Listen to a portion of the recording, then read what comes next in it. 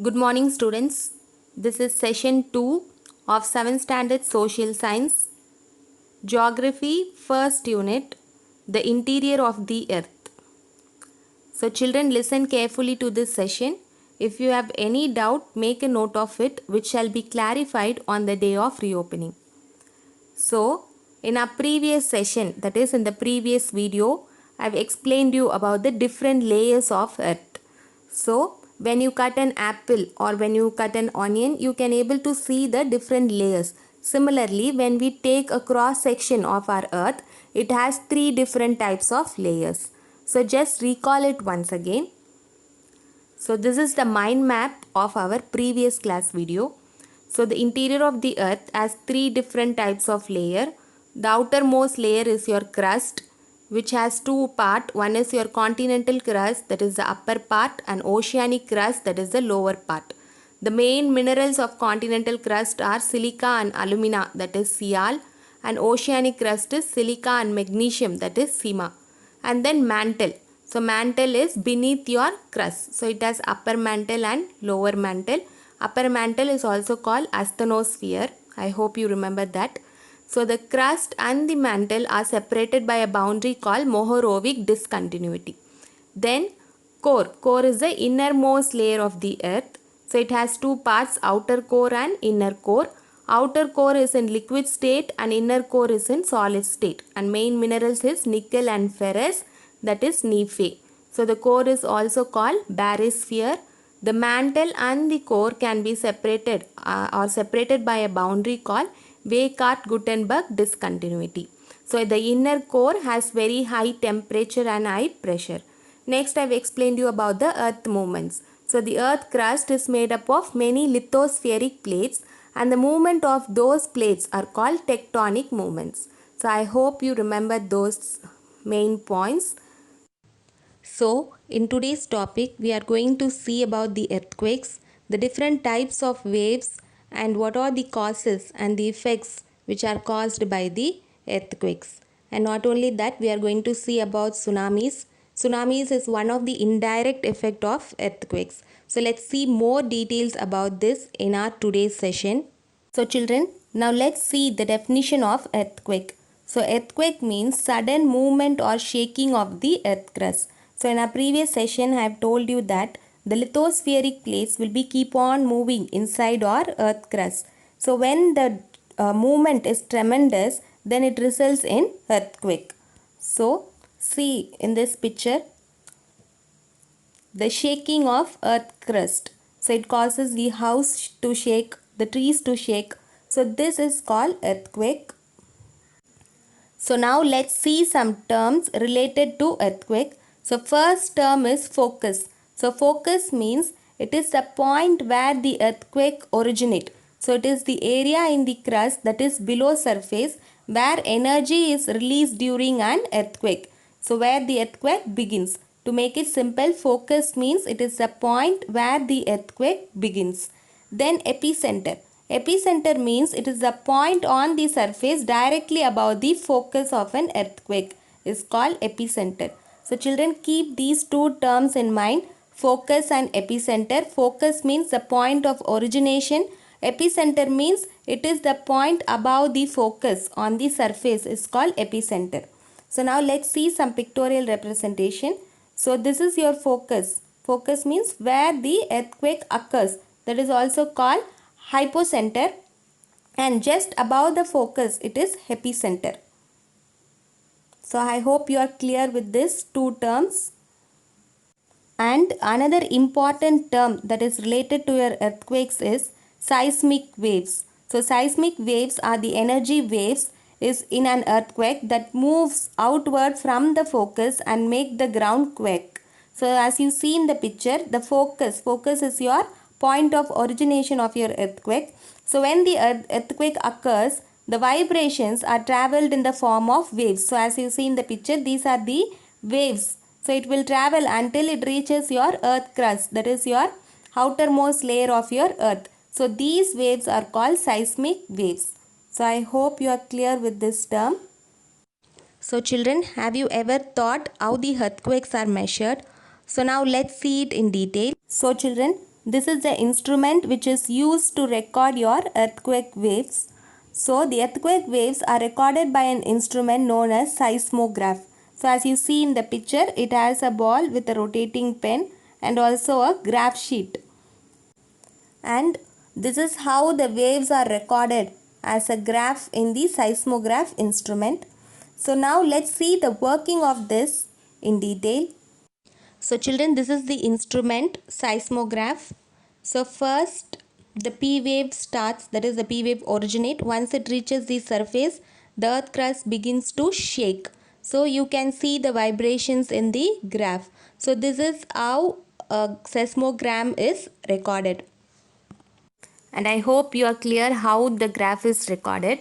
So the earthquakes can be measured by two ways. One is by magnitude, another one is by measuring its intensity. So before entering into that, first you have to know the difference between a magnitude and an intensity. So magnitude means it is the energy released by an earthquake at the focus. So it is calculated from the earthquakes recorded by an instrument called seismograph. So magnitude means energy released at the point of origination, that is focus. Intensity means it is the strength of the earthquake perceived and felt by the people in a certain locality. So magnitude means energy released, intensity means the strength of an earthquake which is felt by the people.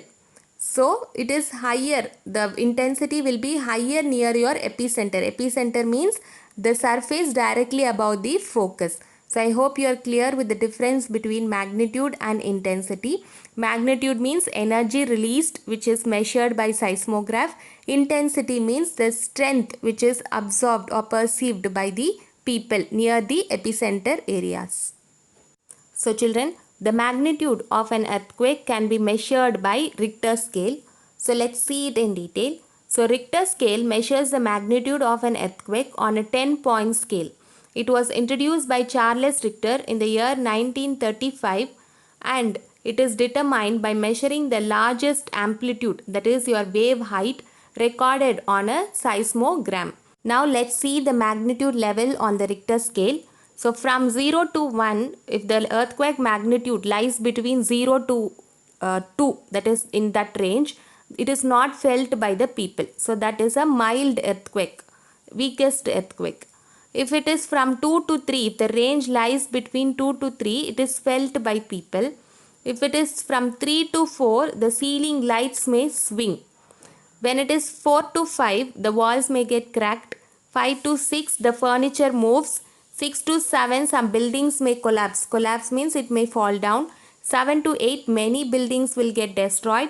And 8 and above, that is till 10, total destructions of buildings, bridges and roads. So it is the greatest magnitude of earthquake and it is the least magnitude. So this is how the earthquake magnitude are measured using the Richter scale by the seismogram. Children, now let's see about Mercalli scale. So it is used to measure the intensity of an earthquake on a 12-point scale. So Richter scale used to measure the magnitude on a 10-point scale, whereas Mercalli measures the intensity on a 12-point scale. So it is introduced by Mercalli, G. Mercalli in the year 1902. So it is not given in your textbook. So note it down as an additional information. And children, the earthquake intensity is determined by several factors like the strength of earthquake, distance from epicenter. Epicenter means the point directly above your focus. Focus means what I told. It is the point where the earthquake originates below your earth surface. Then the nature of surface material and the building design. So these are all the factors which determines your intensity of the earthquake. So this is a 12-point scale which I told. So if it is 1 means it is detected only by sensitive instruments. 2 means it is felt by many persons at rest. 3 means it is felt noticeably indoors but not always recognized as earthquake. If the range is 4 means it is felt indoors as well as outdoors. If the range is 5 means felt by most people, some breakage of dishes, windows. If the range is 6 means felt by all, many will get frightened and run outdoors. If the range is 7 means everybody run outdoors, damage to buildings And 8 means the panel walls thrown out of the frames, fall of the walls, monuments. If the range is 9 means building shifted of foundations, then cracks, then all the buildings will get cracked, underwater pipes will get broken. If the range is 10 means landslides may occur, and 11 means landslides and bridges may get damaged, and 12 means it is very highest intensity, so total collapse will happen. So this may cause loss of life as well as loss of property. So this is a 12-point Mercalli scale. So now let's see about the different types of seismic waves. Seismic waves carry energy from an earthquake away from the focus through Earth's interior and across the surface. As I told, the point of origination of earthquake is called focus. So from that point, the vibrations are sent as a form of waves, sent in the form of waves, and these waves will reach the surface of the earth. So there are three types of waves. First one is your primary waves, which is also called P waves or longitudinal waves. And second one is your secondary waves, which is also called transverse waves. And then your surface waves, which is also called L waves. So this is the seismogram, which is recorded by the instrument called seismograph. So this is your baseline. First your P wave will arrive. So P wave means that is your focus. The vibrations occurred at the point called focus. So the P wave will arrive first, followed by S waves. So this is your secondary waves. So the time interval, so between the P and the S waves will be noted down, and later on the waves will travel to the surface of the earth crust. So this is called L waves. So these two, that is your primary and the secondary waves, are called body waves, and the L wave is called surface wave because it will be felt on the surface. So with this, the intensity or the magnitude of the earthquake can be measured using the values like time interval and the length of the surface waves. So now look at this picture. When you drop a stone into a pond, you will notice lot of ripples around the point. Similarly, when the earthquake originate, that point is called focus, and the surrounding waves, that is called seismic waves. So using that only, the magnitude of the earthquake can be measured from the Richter scale. So children, now let's see how to determine an earthquake's Richter magnitude using a 10-point Richter scale. So now let's take a sample seismograph of an earthquake. So this is a sample. So this is how the graph is recorded by an instrument. So the first wave arrived is called P wave, that is primary wave, and then the surface wave S wave, and that is your baseline. So the time lag between your P wave and the S wave is 30 seconds. So the earthquake takes 30 seconds to reach your earth's surface. And then the maximum height reached by your S wave. So the maximum height reached by your S wave is about 23 millimeter. So with these two data, that is your lag time and the height reached by the S wave, we have to find the epicenter distance by using a graph. So as you see, using the lag time of 30 seconds, we have to plot the graph to find the epicenter distance. So the epicenter distance is 210 kilometer. So now we have two data. One is lag time and then the epicenter distance. And also the height reached by the surface wave is 23 millimeter. And then with these two data, we have to find the magnitude using the Richter scale. So now let the pink color represent your epicenter distance and blue color represent the height of the largest S wave. So we need to plot from the right and left. So let's plot it. So the 23 mm as plotted by using the blue dot, and 210 kilometer is plotted by using the pink dot. Now joining both the dots, we get the magnitude of about 5. on the Richter scale. So the Richter magnitude of this particular earthquake is 5. So I hope you are clear with this. Now let's see the causes which results in earthquakes. So the chief cause of earthquake is sudden slipping of the portion of the earth crust along fractures or faults. The sudden shifting of landmass cause upheavals in the crust of the earth, sending vibrations or waves into the surrounding portions of the earth. Sometimes the surface of the earth itself may crack. So like this, the surface itself may crack. So one of the main reason is sudden slipping or shifting of your landmass. So as you see in this, so this is the two blocks of landmass. So when one moves like this up and down, it may result in earthquake. So a normal fault drops rock on one side of the fault down relative to the other side. So like this, up and down motion may result in earthquake. Otherwise, like this side by side motion. So in a slip strike fault, rocky blocks on either side of the fault scrap along side by side. That is striking side by side. When two blocks of landmark strike side by side, it results in earthquake. So the chief cause of earthquake is sudden movement or slipping of landmass. And the another cause of an earthquake is volcanic activity. The violent or explosive eruption causes an earthquake. So the earthquakes are often common near the volcanic areas. So first cause is slipping of landmass and second cause is volcanic activity. So these are all the two major causes which results in earthquakes. So children, so far we have seen about the definition of an earthquake and its causes and also the instrument which is used to measure its magnitude.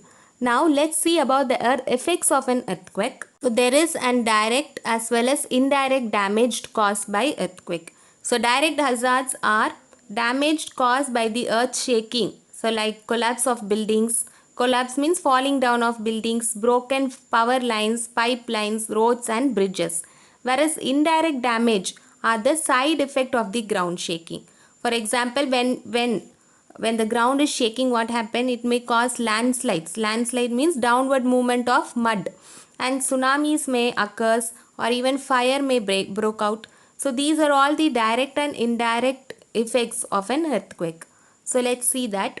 So this is collapse of building. Collapse means falling down of buildings because of the shaking of your earth crust. And then it may also cause power line, breakage in power lines and pipelines under the ground. And then damage of roads and bridges. So this is landslide. Landslide means downward movement of mud on a slopy regions. So it is an indirect effect of an earthquake. And this is tsunami. Tsunami means when the earthquake occurs below your water bodies. So what happen? It will cause huge waves. So this is called tsunami. So these are all the direct and indirect effects of an earthquake.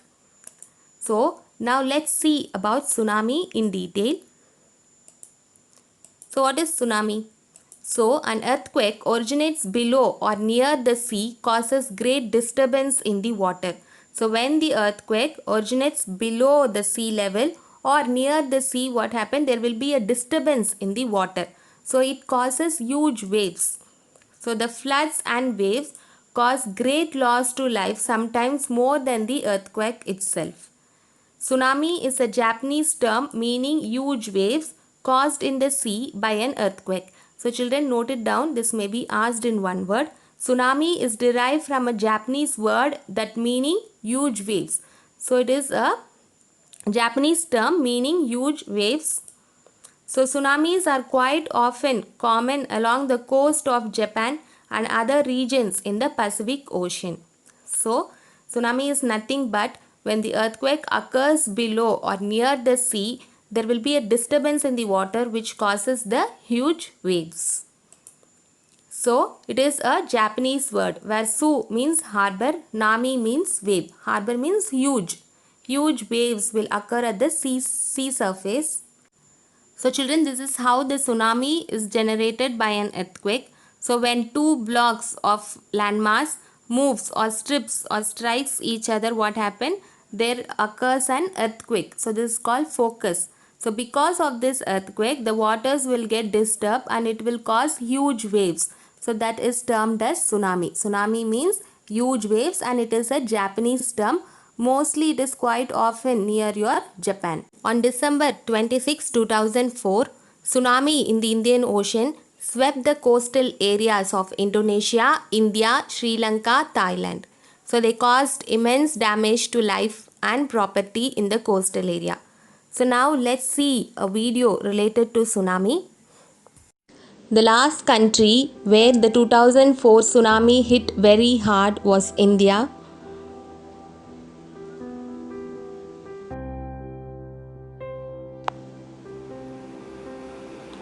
The southeast coast of this state was hit by a destructive waves. Let's now map out the whole event step by step.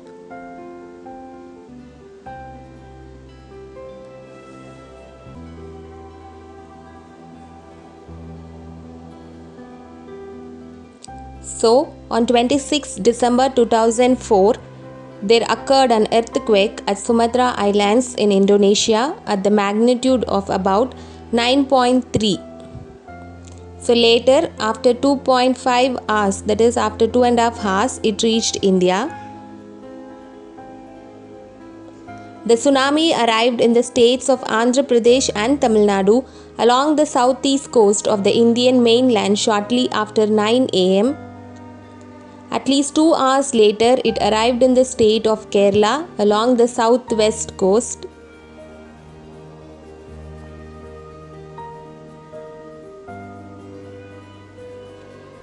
The tsunami run-up was only 1.6 meter in the areas in the state of Tamil Nadu, shielded by the island of Sri Lanka. The worst affected area in Tamil Nadu was Nagapattinam district.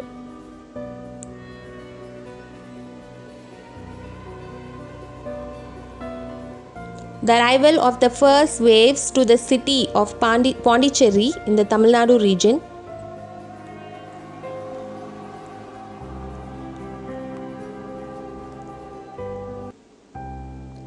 The very dangerous muddy tsunami struck around the town of Karaikal. So this was caused by a shallow bottom covered with sediments.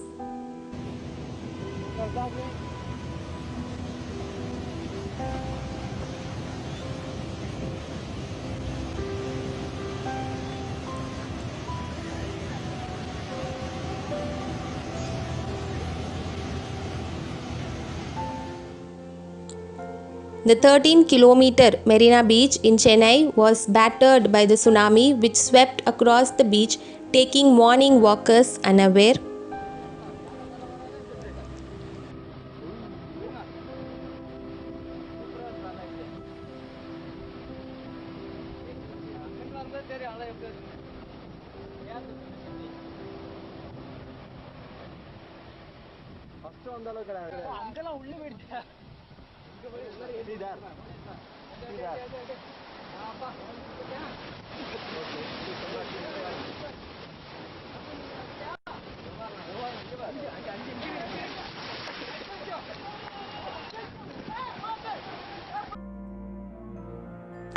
On the south coast, experienced tsunami-related damage in the southern densely populated district, Kanyakumari.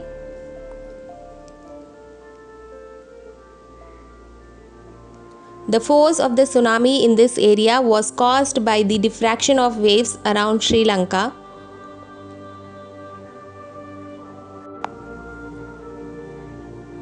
There is a beautiful statue of ancient Tamil poet Thiruvalluvar who wrote Thirukural in Kanyakumari,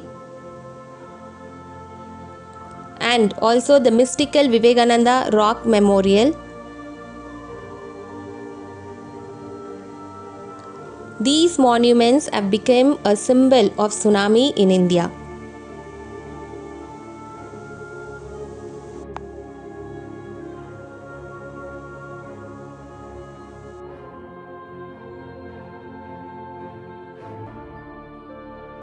First, there was a massive retreat of the ocean. The fishermen did not understand why their boats suddenly remained on the dry bottom.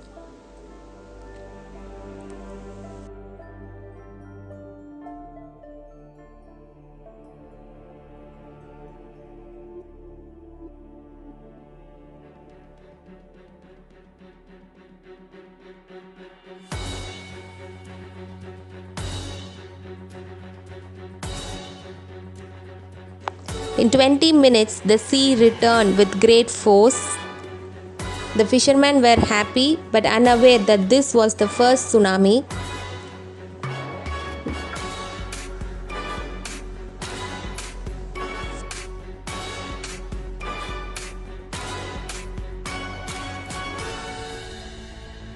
Suddenly, a huge wall of water appeared on the horizon, emitting a roar of moving waves.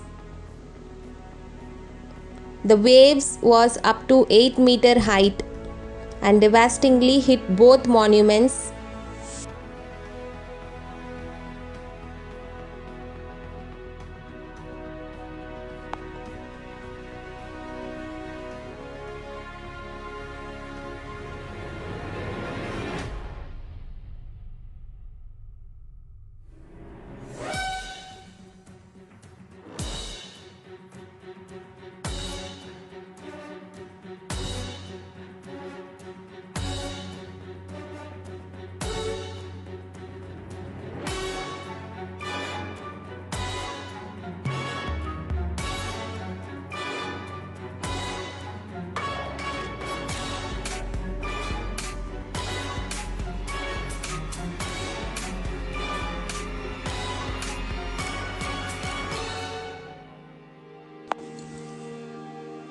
The damage in the area was enormous and fishing industry got collapsed.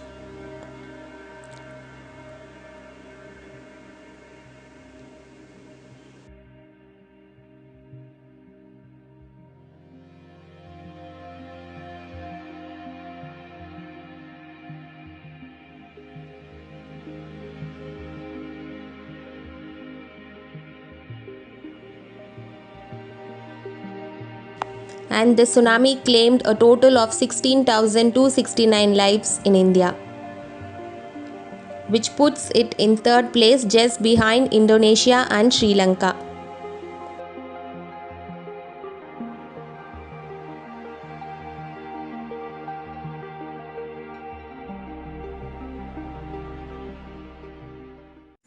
So children, I hope you got an idea about 2004 tsunami which occurred in the Indian Ocean, which caused immense damage to life as well as property near the coastal areas of Tamil Nadu like Nagapattinam, Karaikal, Chennai. So children, we can't stop the natural calamities. So in that video, you would have noticed that the people who went to watch the ocean retreat means the sea went back. Again in few minutes, it again returned with full force. So those people only got trapped in the waves and lost their lives. So we can't stop the natural calamities, but we can safeguard ourselves. So children, now let's see the distribution of earthquakes. That means where the earthquakes mostly occur in the world. So the world's distribution of earthquakes coincide very closely with that of volcanoes. That means the volcanoes as well as the earthquake occurs in the same region. The regions of greater seismicity are circum-Pacific areas with the epicenter and the most frequent occurrences along the Pacific Ring of Fire. That means the earthquake occurs mostly near your Pacific coastal region. So that region is called Pacific Ring of Fire. And then it is said that 68% of earthquake occurs in this belt. That means 68% of earthquake occurs in the Pacific Ring of Fire region. And then another 31% of earthquakes takes place in the Mediterranean and Himalayan belt. And then the remaining percent of earthquakes can occur in North Africa and then the Rift Valley areas of Red Sea and Dead Sea. So mostly the earthquake occurs in the Pacific Ring of Fire region, and the volcanoes and the earthquake regions are similar. Then so this is the Pacific Ring of Fire region, that is the coastal areas of your Pacific Ocean. Mostly the earthquake will occurs in this region. And then if they asked you to mark the Pacific Ring of Fire in an world map, so you have to mark like this, from your South America, North America, and then Asia, and then comes like this. So this region is called Pacific Ring of Fire. Then let's see about the earthquake prone regions in India.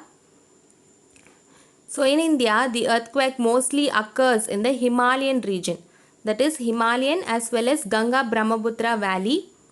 And then number of earthquakes have been experienced in this region only.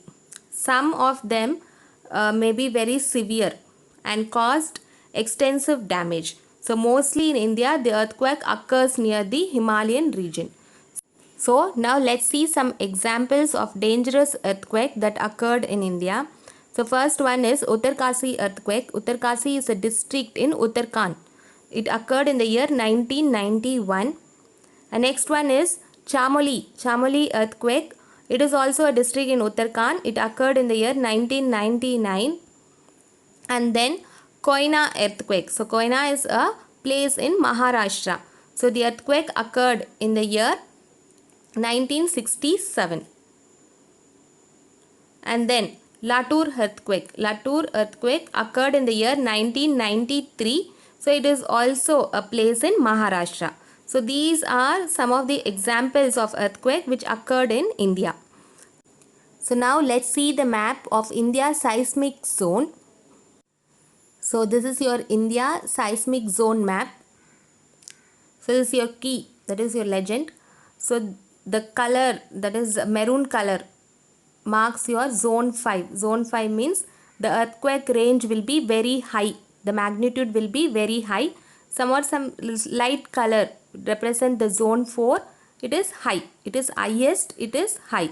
So this represents zone 3 moderate earthquake, and this light color represents zone 2 least active earthquake.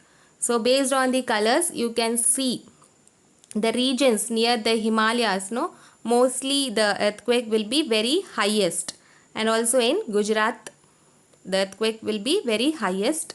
So remaining place, their earthquake will be felt in a moderate magnitude.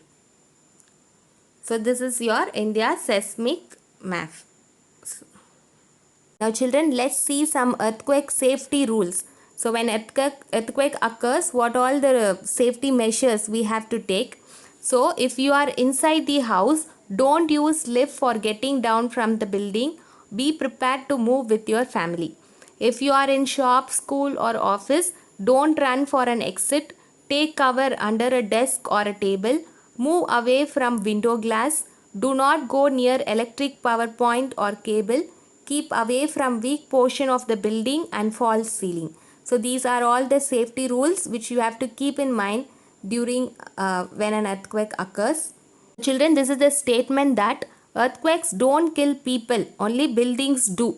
So if you agree this statement, write some 4 lines. If you disagree also, write the 4 lines why you disagree this statement. So now, so this is the precaution. First one is drop, then cover under your desk or table and hold on. So we should not get panic during any natural calamity. So now let's see some textbook pages related to this session. So children, this is page number 157. So today we have seen about the earthquake definition. A sudden movement of the portion of the earth crust which produces a shaking or trembling is known as earthquake. And the point where the vibrations originate is called focus, and just above the point of the earth surface directly above the focus is called epicenter, and the waves, the vibrations travels in the form of waves called seismic waves. Then I have told about the seismograph. So it is an instrument which is used to measure your earthquake, and the magnitude is measured in Richter scale from 0 to 9. Then I have told about the causes of earthquake. The chief cause is sudden slipping of the portion of earth crust along the fractures or fault, and another cause of earthquake is volcanic activity. This page number 158. So in this we have seen about the effects of earthquakes. So mostly falling of buildings, underground water system may get disturbed, and I have told about the 3 types of waves. P waves is the primary waves. So it arrives first. So it is also called longitudinal waves. S waves is also called transverse waves, and L waves are called surface waves. Then An indirect cause, an indirect effect of earthquake is tsunami. It is a Japanese term meaning huge waves. And then about the 2004 tsunami which occurred at Indian Ocean. I have shown a video about it. And then distribution of earthquakes. Earthquake mostly occurs at the Pacific Ring of Fire. So this is a world map. So if they ask to mark the Pacific Ring of Fire in a world map, means you have to mark this red color regions. So next is page number 159.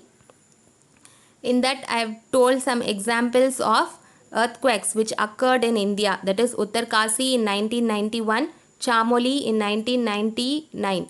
So these two places is in Uttarakhand state.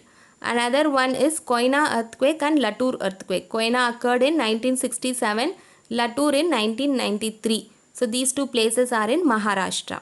So in our next class we can see about volcanoes. So children, I hope you are clear with today's session about earthquakes and tsunamis. So now it's time for questions. So let's see some evaluation questions. Define earthquake. The magnitude of an earthquake is measured by. Write about the effects of an earthquake. What is a seismograph? The point of origin of earthquake is known as. The point above the focus is known as. So children, answer all these questions in the notebook which you are maintaining for social science. If you have any doubt, you can go through the whole session once again. So in our next session, we can see about the volcanoes, the volcano types, and what are the types of eruptions in detail in our next session. Thank you.